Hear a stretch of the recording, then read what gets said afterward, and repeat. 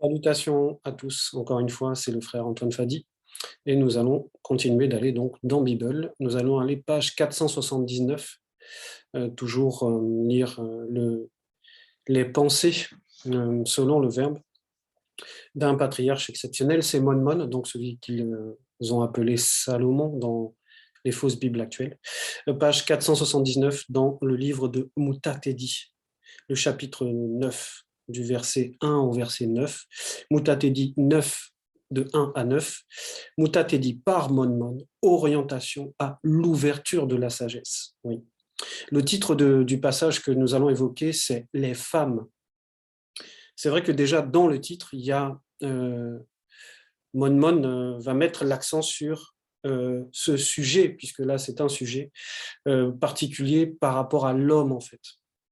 Les femmes, parce qu'il y a plusieurs types de femmes, il y a plusieurs typologies de femmes et plusieurs pratiques des femmes en fait.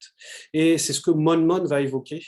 Mon qui était donc euh, initié par l'entité de sagesse et d'intelligence, et on va voir l'extrême sagesse, l'extrême intelligence de ce personnage, de ce patriarche vraiment exceptionnel. Les femmes, le premier verset nous dit, ne sois pas jaloux de la femme que tu chéris, virgule, de peur qu'elle n'apprenne à mal agir envers toi. Point. Donc déjà dans ce premier verset, même si le titre c'est les femmes, ici il va dire de la femme que tu chéris, et il va s'adresser à l'homme en fait. Et dans tout le passage que nous allons lire, en fait ça s'adresse à l'homme, mais ça va lui parler de son attitude par rapport aux femmes. Et ici, la première des femmes qu'il va évoquer, c'est la femme que tu chéris, la femme que tu aimes, la femme qui t'a été, on va dire, donnée selon la grâce que l'Oba a permis que tu puisses avoir une femme. Donc ici, c'est la femme qu'on aime. Et il dit, ne sois pas jaloux. Donc il s'adresse à l'homme et il lui dit de ne pas avoir un comportement qui n'est pas selon le Verbe. Et cette première femme a son importance et la jalousie a son importance. Il commence par ça, c'est-à-dire le fondement là, de ce discours, c'est l'homme, la jalousie et la femme qu'on aime. Ne sois pas jaloux de la femme que tu chéris, virgule. Donc, mais pourquoi il parle du comportement de l'homme en fait? Pourquoi il évoque la jalousie de l'homme? Et c'est quoi cette jalousie de la femme qu'on chérit? Oui, parce qu'il peut y avoir la jalousie dans le sens, notre femme, par exemple, elle travaille et moi aussi je travaille et ma femme gagne plus d'argent que moi, ou ma femme est plus riche que moi, ou ma femme, lorsqu'on est, par exemple, avec des gens autour de nous, elle a une aisance verbale et elle sait mettre à l'aise les gens et ça peut provoquer, donc dans un homme qui n'est pas sûr de lui, qui n'a pas confiance en lui, ça peut provoquer une gêne et il peut y avoir cette jalousie-là. Mais ce n'est pas tout à fait de cette jalousie-là qu'il évoque, c'est une jalousie un peu plus profonde en fait. Et pour comprendre, on va lire la définition de la jalousie. C'est quoi la jalousie? La jalousie, dans sa définition première, c'est la manifestation de la possessivité. Manifestation de la possessivité. Ça veut dire quoi? Ça veut dire réduire l'autre à un bien, à une chose que l'on possède, et plus à un être, mais à une chose, à un bien, à quelque chose que l'on possède. Voilà. Par exemple, ce qui ressort dans la jalousie, c'est que, en fait, on a peur de perdre l'autre. Dans la jalousie de couple, c'est ça. On a peur de perdre l'autre. On sent comme cette peur, un sentiment d'impuissance. On sent qu'on est comme en danger, en fait. En danger de perdre l'autre. Et la base de ça, c'est parce qu'on manque de confiance en soi. Donc, c'est de cette jalousie-là dont on parle. C'est la jalousie qui va ouvrir des portes, en fait. Parce que c'est l'ouverture, c'est l'orientation à l'ouverture de la sagesse. Et là, lorsque la personne va agir avec jalousie, elle ne va pas s'orienter vers l'ouverture à la sagesse, mais on va le voir vers autre chose. Parce que chaque porte que nous ouvrons mène à quelque part, mène dans une dimension. Et ici, donc, la jalousie, ce qui est très dangereux dans la jalousie, c'est d'avoir en fait ce comportement possessif, de vouloir posséder la personne. Et ça, dans la relation homme-femme, ça peut passer par mais c'est à cette heure-ci que tu rentres, par exemple, ou c'est avec qui tu étais au téléphone. Tu passes beaucoup de temps au téléphone avec cette personne. Et ça peut aller jusqu'à, on va prendre le téléphone portable de la personne en cachette, si elle en a un, et on va regarder les messages, on va se mettre à soupçonner. Parce qu'il y a cette peur, il y a quelque chose qui domine dans la conscience de l'homme, la peur de perdre ce qu'il possède. Et c'est là que le lien se fait, en fait, entre la jalousie et la possessivité. Et ça, c'est très, très dangereux. C'est pour cela qu'il va commencer par cela. Ne sois pas jaloux de la femme que tu chéris. Oui, parce qu'il peut y avoir plusieurs façons d'être jaloux. Mais ce qui va se passer dans cette jalousie, c'est que on va se mettre à manifester un comportement donc possessif, et ça peut aller jusqu'à vouloir faire croire à la personne que c'est de sa faute, en fait. Que c'est à cause de ces agissements que nous, on devient, on va dire, possessif ou jaloux. Et ça, c'est dangereux, c'est à cause on va dire, de l'attitude de la femme que le climat aurait changé. Alors que non, ça vient en fait de l'homme. Et il met en garde l'homme dès le départ, et on va voir que il y a un lien en fait effectivement entre l'homme et la femme, mais dans l'attitude il y a un lien, comme il le dit lui-même, de peur qu'elle n'apprenne à mal agir envers toi, parce que la personne, lorsqu'elle va manifester ce sentiment de possessivité, elle va mal agir, l'homme va mal agir, et maintenant dans ses agissements, il va enseigner en fait sa femme, et la femme maintenant va se mettre à produire selon sa nature à elle des fruits de cet enseignement qu'elle a reçu. Ça va être par exemple que la femme va prendre des décisions unilatérales. La femme va cacher certaines informations, va négliger par exemple son propre corps pour ne plus que son mari puisse la toucher ou la désirer. Et ça peut être même qu'elle fuit on va dire un peu la maison. Elle va passer plus de temps au travail, etc. parce qu'elle ne veut pas vivre dans ce climat-là.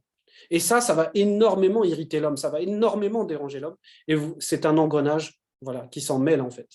Donc il dit ici, Monmon prévient l'homme de ne pas ouvrir cette porte de la jalousie, de faire très attention à la jalousie. Parce que la jalousie, bon, on le verra après. Le verset 2 nous dit « Ne te livre pas à une femme au point qu'elle domine sur toi. » Point. Donc, il a expliqué déjà que la jalousie, c'est ce sentiment de possessivité par rapport à la femme qu'on chérit, et que c'est déjà très négatif. Et là, maintenant, il va élargir, il va parler encore d'un autre type de femme. Et ce n'est plus la femme qu'on chérit, mais c'est une femme. C'est le genre, en fait. Ne te livre pas à une femme au point qu'elle domine sur toi. Et il y a une petite note à côté, c'est Bebotelli, donc Origine 3.16, qui fait mention, en fait, que la domination, elle est naturellement à l'homme, en fait. Parce que ce qui sort de lui, c'est-à-dire la femme, ne peut pas dominer sur lui. Parce que c'était à l'intérieur de lui. Donc, c'est lui qui couvre, donc c'est lui qui domine. Et on va comprendre qu'ici, la domination, ce n'est pas d'écraser, ce n'est pas de dire, par exemple, si notre femme nous dit « je suis fatiguée ce soir, je n'ai pas envie de cuisiner, est-ce que tu veux bien cuisiner ou tu veux bien qu'on aille prendre quelque chose ?» Et que nous, par exemple, on avait peut-être envie qu'elle cuisine, mais on comprend pas, on va dire, on accepte de faire ce qu'elle dit, ça ne veut pas dire qu'elle nous domine. C'est pas ça, cette domination. La domination ici, c'est le fait d'entraîner quelqu'un à faire le mal, en fait, à faire quelque chose qui est contre le verbe. Et donc, la femme ne doit pas dominer sur l'homme. Pourquoi? Parce que, en fait, la femme, c'est aussi un reflet de l'homme. C'est comme un miroir, en fait. Et maintenant, dans ce miroir, l'homme va y voir aussi ses défauts. Et il ne faut pas que ces défauts dominent sur lui. C'est ce que ça représente ici. Parce que comme on le sait, la femme va représenter en fait la faiblesse de l'homme. Donc c'est une puissance en fait qui peut affaiblir l'homme lorsqu'il est en domination, lorsqu'il est dominé par cela. De même que nos faiblesses, la conscience de nos yeux par exemple, où il y en a, ça va être l'argent. Voilà, ça va représenter une faiblesse pour nous parce que ça peut dominer sur nous. Et le lien entre la jalousie, la possessivité et la convoitise, on va dire, ça se relie en fait. Donc, il faut faire très attention à ne pas être dans cette mentalité-là où la femme, en fait, va dominer sur l'homme parce que l'homme s'est livré, comme il le dit là. Ne te livre pas à une femme à une femme. Et ce livrer-là, il est important parce qu'on a déjà prévenu l'homme de ne pas être jaloux. Et ensuite, on dit à cet homme toujours que, attention maintenant, de manière générale, attention à la manière dont tu vas accorder de la confiance à une femme. Ne te livre pas. Livrer ici, c'est très important parce que quand on utilise le mot de livrer, c'est comme si, en fait, on a perdu, en fait. Ça veut dire qu'on se soumet de nous-mêmes. Et quand on se soumet comme ça, c'est parce qu'on n'utilise pas la sagesse, en fait. Ça veut dire qu'on va agir que selon la conscience de notre cœur, mais sans la sagesse du verbe. Et c'est souvent ce qu'on appelle la précipitation, se précipiter dans une histoire d'amour ou dans autre chose. On veut tout connaître, on veut tout dire, on veut livrer tous nos secrets, etc. Et là, c'est très dangereux. Il ne faut pas se précipiter parce que la précipitation, ça vient en fait du cœur, en fait. Et il faut que le cœur ait, on va dire, une maîtrise, c'est-à-dire il faut qu'il y ait la sagesse. Et ça, c'est très important. Monman avait déjà parlé de ça, que l'homme doit faire attention à ne pas agir sans sagesse, parce que ça peut le conduire à la chute, en fait, quand il agit que avec les émotions de son cœur. Donc, c'est ce que va représenter, en fait, ce deuxième verset. Se livrer, c'est donc accorder une confiance sans sagesse, sans avoir éprouvé réellement la personne, avoir passé du temps, beaucoup de temps, dans l'amitié, avant on va dire, de bien cerner même l'amour, en fait. Et maintenant, même dans l'amour, il faut toujours s'appuyer sur le verbe, même dans l'amour. Et c'est souvent compliqué pour les relations humaines parce que lorsqu'on est amoureux, on va dire, la conscience du cœur, elle dirige beaucoup. Donc, il faut néanmoins qu'il y ait une protection qui va représenter la sagesse qui vient du verbe. Voilà. Donc, ici, c'est ne te livre pas à une femme au point qu'elle domine sur toi, parce que se livrer, en fait, c'est parcourir un chemin. Se livrer, on va se déplacer, en fait. Quand on se livre, c'est qu'on se déplace comme une livraison, se livrer, quoi. Voilà, c'est qu'il y a un déplacement, on déplace quelque chose. Et en fait, quand on déplace quelque chose, on aboutit quelque part. Et ce quelque part-là, le domine sur toi, c'est un piège, en fait. C'est quelque chose qui va enfermer l'homme, qui va l'empêcher, en fait, de vivre sa liberté, c'est-à-dire d'être conforme au verbe. Parce que la liberté, c'est ça réellement. C'est d'être fidèle au verbe. C'est là où on voit la liberté. Et donc, cela va empêcher l'homme. Et Monman, donc, mettez en garde l'homme, en prenant l'exemple de Moto et de Muto, pour dire non, attention, la domination, le chemin, c'est l'homme qui le dicte, en fait, par le verbe, mais c'est l'homme qui le dicte. Il ne peut pas, en tant qu'aîné, il ne peut pas se laisser guider, en fait, par une femme qui n'est pas selon le verbe, qui peut l'amener à faire des choses qui sont contraires au verbe. C'est ce qu'il représentait ici. Le verset 3 nous dit « Ne va pas au-devant d'une courtisane, virgule. Prends garde de ne point tomber dans ses filets. » Donc, du verset 2 au verset 3, Monman donc avait parlé de la femme en général, qu'il faut que l'homme garde sa position de dominateur, c'est-à-dire qu'il n'est pas, même s'il est amoureux, qu'il faut qu'il garde en fait l'influence du verbe devant lui, devant sa conscience, on va dire la conscience de ses yeux. Et là, maintenant, il va continuer, il va présenter maintenant les types de femmes. Donc, il y avait la femme, on va dire en général, voilà, mais maintenant, il va présenter des comportements de femmes. Et il va toujours parler du déplacement. Ne va pas au-devant d'une courtisane. Voilà. Ça veut dire que, effectivement, quand on se livre, on se déplace, mais quand il dit aussi ne va pas au-devant, ça veut dire effectivement qu'il y a une volonté de la personne de vouloir aller vers cette courtisane. En gros, il y a une volonté d'aller se faire piéger, en fait, de tomber dans un piège. Parce que la courtisane ici, puisque Monman est bien placé pour le savoir en tant que roi, la courtisane, c'est une femme qui est à la cour, en fait, à la cour du roi, à la cour, on va dire, des grands. Ça veut dire que ce n'est pas n'importe quel type de femme. Ce sont ce qu'on appelle des femmes qui sont précieuses, des femmes qui sont intéressées, parce que le niveau, il est supérieur, en fait. À la cour, c'est supérieur. Donc, ce sont des femmes qui sont intelligentes, des femmes qui sont brillantes.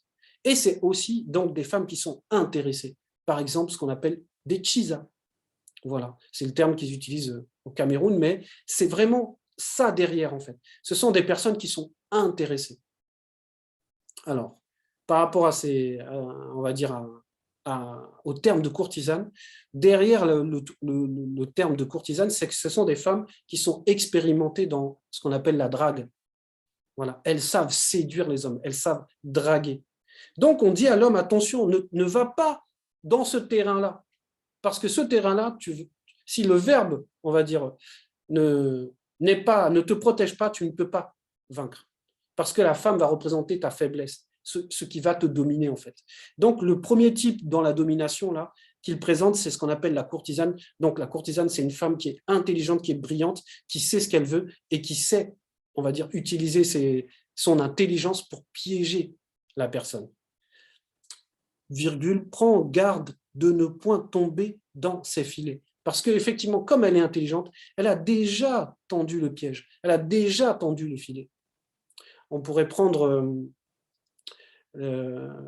comme exemple, bon, j'avais dit les Chisa, mais on va dire ce sont des femmes de pouvoir en fait, parce qu'elles savent exactement comment avoir l'homme.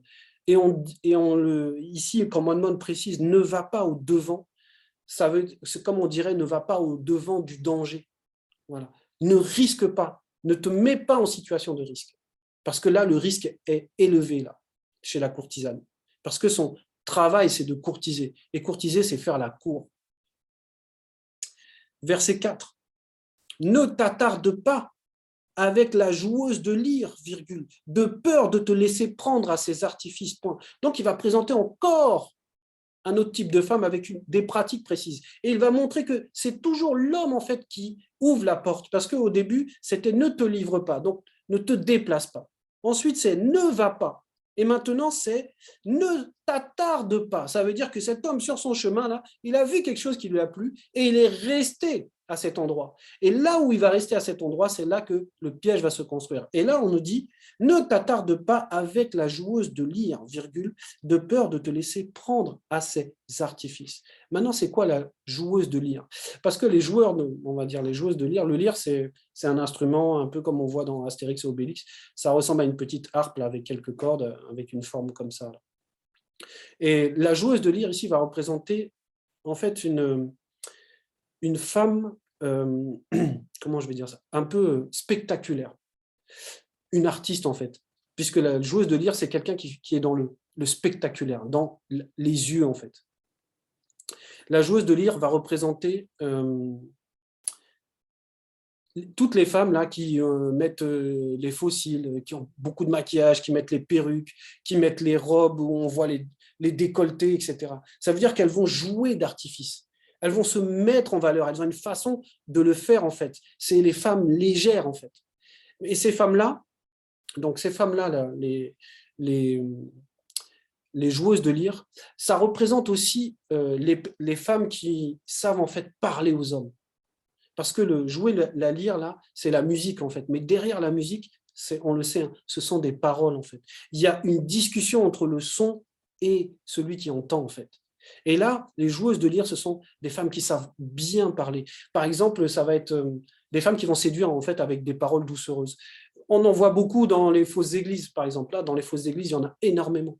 Des femmes qui jouent sur l'apparat et puis qui vont avoir des discours un peu mielleux, des discours qui vont attendrir l'homme, etc.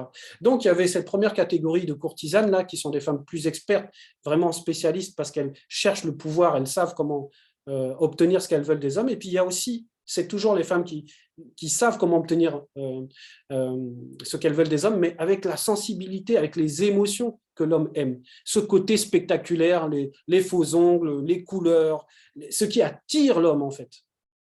Et ça, c'est important, en fait, parce que quand l'homme est attiré dans sa conscience des yeux, ben, il peut vite livrer les secrets de son cœur. On va prendre l'exemple de Esambeway avec Dolly Sané, par exemple, où il a livré, en fait, comme on nous disait dans le verset 2, ne te livre pas à une femme au point qu'elle domine sur toi. Ben, il y avait l'exemple de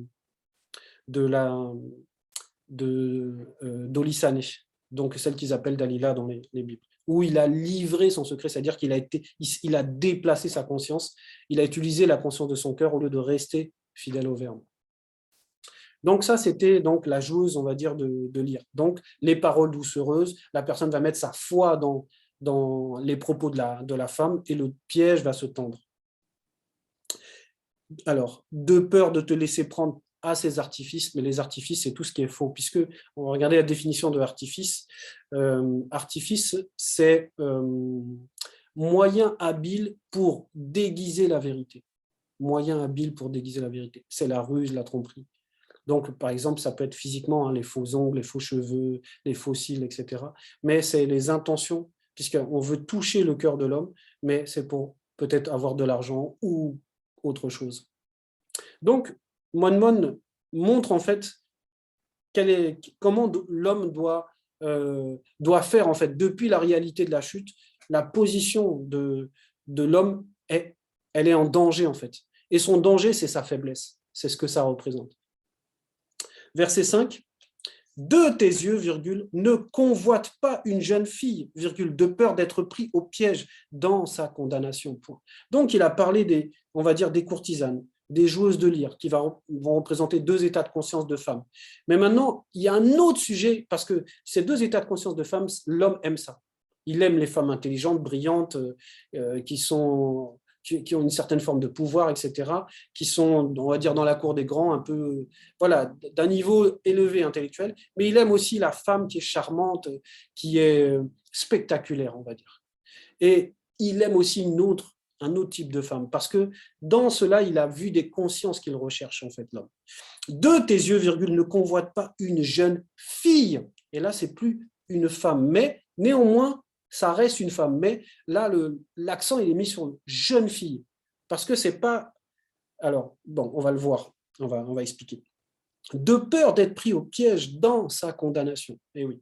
Donc, la jeune fille, il y a une précision qui est donnée. Jeune fille, c'est par rapport même à l'âge de l'homme, en fait.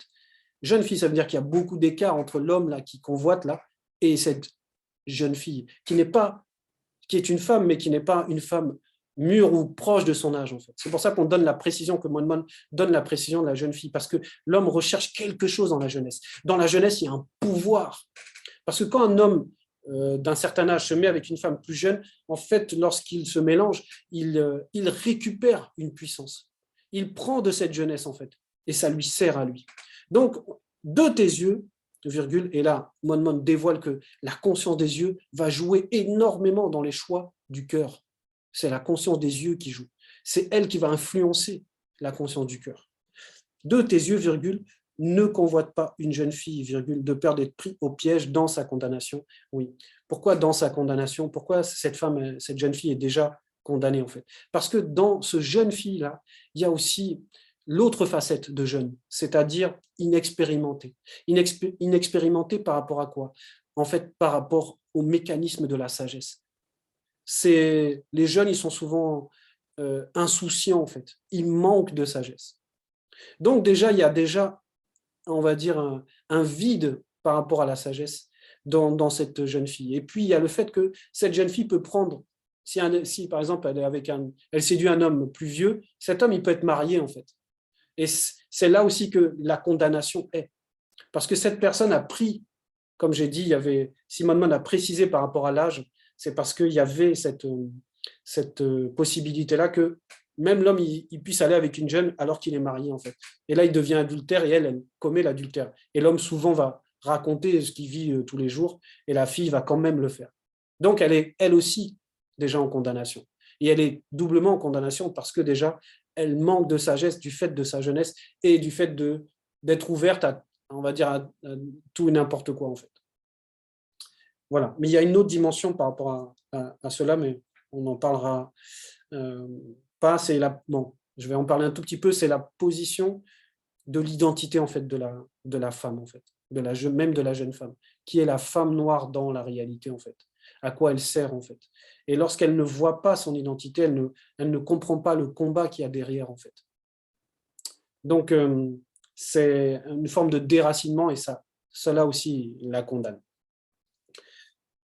Verset 6, ne te livre pas aux prostituées, virgule, de perdre ton patrimoine. Oui, parce qu'effectivement, lorsqu'on ne trouve pas forcément quelqu'un qui nous plaît, qui nous séduit, voilà, et l'homme, on va dire, s'imagine qu'il a un besoin physiologique absolument on va dire, d'avoir des relations sexuelles, et donc il va aller vers les prostituées. Et on lui dit aussi, on ferme aussi cette porte, puisque Mon là présente des portes et il montre comment il faut les fermer. Ne te livre pas aux prostituées, pareil, livrer, c'est qu'on a déjà perdu parce qu'on se déplace en fait, on va vers cela. Ne te livre pas aux prostituées de peur de perdre ton patrimoine, et le patrimoine, ça représente plusieurs choses. D'abord, le patrimoine, il est spirituel, ça peut représenter le salut en fait. Le fait qu'il y ait fornication, qu'on n'est pas marié avec la personne et qu'on commet l'acte sexuel, c'est déjà une condamnation. Mais le patrimoine, ça peut être aussi l'argent, ça peut être aussi cette personne-là, elle est peut-être qui va vers les prostituées, il est peut-être marié, il a peut-être des enfants, une famille. Tout ça, c'est en jeu en fait. Parce que la prostituée, c'est son métier en fait de séduire l'homme sexuellement. Donc elle voit son intérêt même financier par rapport à cela. C'est une spécialiste de l'utilisation de son corps. Voilà. Parce qu'elle sait, la femme sait que par le corps, elle peut dominer l'homme à cause de son désir, puisque la femme, c'est le désir de l'homme. Voilà. Et il y a aussi la notion du semeur et de la terre à ensemencer. Donc, la prostituée, c'est encore un exemple en fait de ces femmes dont il a évoqué dans le titre. Verset 7, ne regarde pas autour de toi les femmes dans les rues de la ville afin de les convoiter, virgule, ne t'égare pas dans ces coins déserts, point. Et oui, parce qu'effectivement, il y a toutes ces typologies de situations existent. Par exemple, des hommes qui vont s'asseoir à des terrasses de café là, toute l'après-midi, et vont regarder les femmes passer toute l'après-midi, faire des commentaires, imaginer dans leur tête, ah celle-là, à cause des formes, parce que c'est vraiment là-dessus le point crucial en fait. Les formes vont amener une communication entre la conscience des yeux et la forme en fait. Et de cela, ça peut créer une image mentale. Et cette image, c'est déjà en fait de la pornographie. Pourquoi ? Parce que la pornographie, ce sont des images qui sont obscènes. Ça veut dire qu'un corps qui ne nous appartient pas, des formes qui ne nous appartiennent pas, on va prendre ce que on a ressenti par rapport à ce corps-là et on va aller posséder, parce que le fait de prendre là, c'est de posséder. Et on va aller faire une possession, c'est-à-dire on va aller créer une image mentale de ce qu'on vit. Et cette image, c'est déjà une image obscène. Donc, la pornographie commence directement, même déjà dans le mental, parce que le mental fabrique les images. Et ce type donc d'hommes, parce qu'il y en a beaucoup, hein, des hommes qui sont des prédateurs en fait, qui regardent la femme comme l'objet. Et on revient encore à l'idée que derrière ces appétits sexuels, c'est le fait de vouloir posséder ce qu'on n'a pas. Voilà. On veut posséder. Et quand on veut posséder cela, c'est qu'on n'est pas conscient de ce qu'on a, que ce soit notre propre femme, ou de la richesse de ce qu'on a qui vient du Verbe. Donc, ne t'égare pas dans ces coins déserts, oui, parce que les coins déserts, c'est là où on tend les embuscades. C'est là où, que ça soit des gens qui veulent agresser ou que, voilà, c'est ce que ça veut dire en fait. Ça veut dire que plus on va aller là-dedans, plus on risque d'aller vers le piège. En fait. Donc ça, c'était le verset 7. Le verset 8, détourne ton regard. Donc on a vu déjà depuis le verset 5, hein, depuis le verset 5, ce sont les yeux, la conscience des yeux. Verset 5, la conscience des yeux. Le verset 7, la conscience des yeux encore. Et le verset 8, détourne ton regard d'une jolie femme, virgule. Ne pénètre pas tes regards sur la beauté qui ne t'appartient pas. Point. On va s'arrêter là pour ce verset 8. Détourne ton regard d'une jolie femme. Oui, qu'est-ce que ça veut dire ? Bon, ce que ça veut dire, c'est qu'il faut faire attention, en fait. Il faut savoir canaliser la beauté. Parce que c'est pas interdit de regarder en fait une femme. Mais là, quand on le dit à cet homme-là, c'est parce qu'il sait que c'est sa faiblesse. Il sait que la femme va représenter, à cause de son appétit sexuel, à cause de son désir de la chair, sa faiblesse. Donc, il vaut mieux qu'il se prive en fait. C'est ce que Mon ici dit. Détourne ton regard. En gros, essaye de changer cet état de conscience, de ne pas considérer juste la beauté en fait, parce que souvent c'est ce qui va attirer l'œil en fait, c'est la beauté. Ce qui plaît aux yeux réjouit le cœur, comme on dit. Détourne ton regard d'une jolie femme, virgule, ne pénètre pas tes regards sur la beauté qui ne t'appartient pas, parce qu'effectivement c'est pas interdit de regarder ce qui est beau, mais il faut faire attention à ne pas, parce que en gros c'est une porte, la beauté. Lorsque on se retrouve face à une beauté qui va prendre le dessus sur nous, c'est-à-dire où nous-mêmes on va aller se livrer à cela, c'est là que le danger se trouve. Et souvent, cette beauté-là, ce n'est pas la nôtre, elle ne nous appartient pas. Ne pénètre pas tes regards sur la beauté qui ne t'appartient pas. Et oui, parce que pénétrer, ça veut dire entrer dans la dimension de la beauté. Mais la beauté qui ne nous appartient pas, c'est-à-dire la beauté qui est liée à la convoitise. Et c'est là que c'est mauvais. Et le pénétrer, là, c'est ce qu'on résume à chaque fois. Hein. Mon montre que la conscience de la personne se déplace, en fait. On pourrait prendre, bon, par rapport à la beauté, on peut prendre l'exemple de Dina, c'est-à-dire Samuel, lorsqu'il était parti dans la famille de Tondo pour, on va dire, on devait lui présenter le nouveau roi, c'est-à-dire lui, il va le oindre. Mais au début, il a vu son frère, en fait. Et en fait, la beauté de son frère l'avait marqué, en fait. Et il a pu penser que c'est lui qu'on va choisir à cause de la beauté, alors que les entités, elles regardent dans la conscience du cœur. Et là c'est cette idée-là, en fait, que la beauté, c'est une chose, mais il ne faut pas s'arrêter à la beauté. Il faut vraiment, et c'est difficile pour l'homme parce que souvent, ce qu'il considère beau pour lui, derrière cette beauté, ça peut être que parfait. Il ne peut pas y avoir de piège, c'est ce qu'il veut, etc. Sauf que la beauté qui ne nous appartient pas, il y a un piège dedans. Et on va le voir dans le dernier verset. Mais c'est vraiment très important, le passage de ne pas pénétrer. Voilà. En gros, de ne pas entrer là où on ne doit pas être. La beauté qui ne nous appartient pas. Beaucoup ont été égarés par la beauté d'une femme. Et oui, beaucoup ont été égarés par la beauté d'une femme. Beaucoup ont commis l'adultère. Beaucoup se sont séparés, ont détruit des familles, ont divisé des familles. Beaucoup d'hommes parce que la beauté de la femme, ou de celle qu'il a voulu, la Chisa, la deuxième, là, a pris le dessus dans sa conscience. Et il s'est accroché à cette beauté-là, parce qu'il voulait s'identifier en fait à la possession de cette beauté, et il a renoncé à ce qu'il avait déjà bâti, par exemple. Beaucoup ont été égarés par la beauté d'une femme, virgule. L'amour s'y allume comme un feu. Et oui. Et lorsqu'un feu est allumé, mais pour l'éteindre, il faut beaucoup de moyens, parce que le feu, quand ça brûle, c'est vraiment, c'est terrible en fait. C'est destructeur. Le feu, c'est destructeur. De ce feu-là, quand on parle.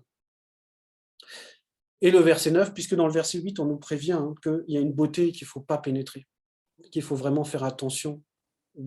Voilà, ce qui ne nous appartient pas, il ne faut pas. Le verset 9, et vous allez comprendre dans le verset 9, auprès d'une femme mariée, ne t'assieds jamais, virgule. Ne fais-toi pas avec elle en buvant du vin, virgule, de crainte que ton âme n'incline vers elle et que, dans ta passion, tu ne glisses à ta perte. Point. Donc là, c'est un peu la dernière présentation par rapport aux femmes, en fait, au risque des femmes, en fait. Là, c'est la femme mariée. C'est pas pour rien que dans le verset d'avant, il était précisé qu'il ne faut pas pénétrer la beauté de ce qui ne nous appartient pas. Et ce n'est pas non plus pour rien qu'on termine par la femme mariée. Parce que le point de départ, c'était la jalousie de l'homme.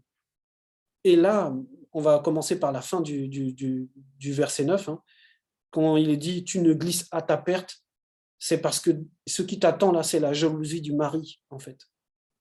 Donc, il y avait la jalousie au départ dans notre premier verset, et il y a la jalousie aussi à la fin, avec le démon de jalousie qui est là. Ça veut dire que le jour de la vengeance de cet homme marié là, ou que on va dire, tu as été avec sa femme, ce jour sera impitoyable pour toi.